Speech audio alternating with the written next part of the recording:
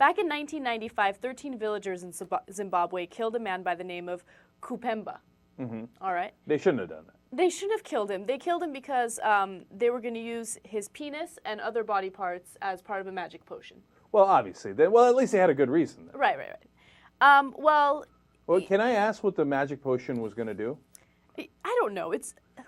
I mean, I don't follow this religion, but here, let me tell you exactly what it is. The shop owners admitting to having chopped off his private parts, little fingers, tongue, and a patch of hair for the preparation of a traditional medicine to boost their businesses. Oh, okay. Well, look. Yes. I mean, of course, the economy was hurting in Zimbabwe at the time. And if you got to chop a penis or two to, improve your business. And pinky fingers. I guess it makes some degree of sense. But my guess is that the family of this gentleman was not altogether that pleased with what happened. Right. They were extremely upset, and they were haunted by Kupemba's spirit. No, wait. Let's get this straight now. Kupemba's family is very upset. Right. But the shop owners are haunted by Kupemba's spirit. Right. Okay, so... Very important to get that yes, straight. Okay. So according to traditional belief, a murderer's relatives need to appease a dead person's spirit with virgin girls. Well, obviously. Right? What else would you appease it with? Come on.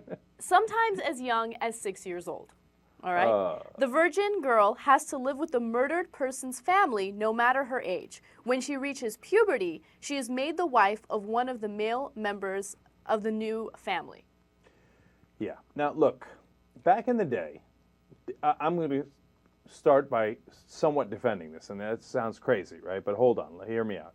Back in the day, they didn't even have government, right? All across the world, right? And they had to have informal government sometimes. And it was, whether it was religious law that ruled, or tribal law, or local customs. And they had to find a way of settling disputes. And so back in the day, again, you would take whatever was the property or things of value from the other group if they did you harm. So if they killed your family member, you would take, in this case, 22 cattle, I believe, plus a virgin girl. Right? And back in the day, that made some degree of sense.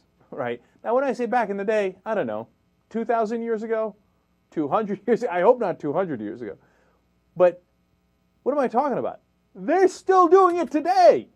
And that doesn't make any kind of sense. And what drives me crazy, and honestly, if it's about the organized religions and how they follow the sky god that walked on water, right? Or these folks who are cutting off people's penises to improve their shop, but then being haunted by a spirit and then giving away their virgin daughters at the age of 9, in this particular case. No, you have to catch up to reality. I get where it came from, don't get me wrong, okay? But at some point, you got to draw a line and say, hey, listen, I got to snap you out of this, because this doesn't make any fucking sense, okay? You're going to condemn those poor girls to go live in a place they don't know as soon as they reach puberty with a guy they don't know. Right. And, it's sickening, man. Some customs are no good, okay? Some customs are great, and some customs suck, okay? Female mutilation, genital mutilation, unacceptable. And if you say to me, unacceptable to who? I say, God damn it, it should be unacceptable to all of us, okay? And you can't give away your virgin daughters. What the fuck are you doing? I mean, how old? It was 9, right? The youngest one? The youngest one was 9, yes.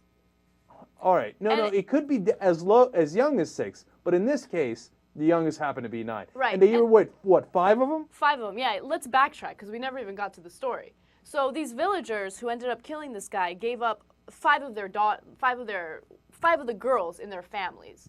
So the youngest girl was 9 years old, and they were forced to go live with the family of this dead guy. And I mean, there's been this huge controversy about it in Zimbabwe. Apparently, there are governmental organizations in Zimbabwe that prohibit this, but no one's ever been prosecuted, even though this happens all the time. And they went in this particular case and tried to resolve it. And then finally, the government arbitrator just gave up. And he said, look, they don't want me to resolve this because the families of the girls are absolutely convinced that the spirit is haunting them. And so they got to give away the girls to make it right.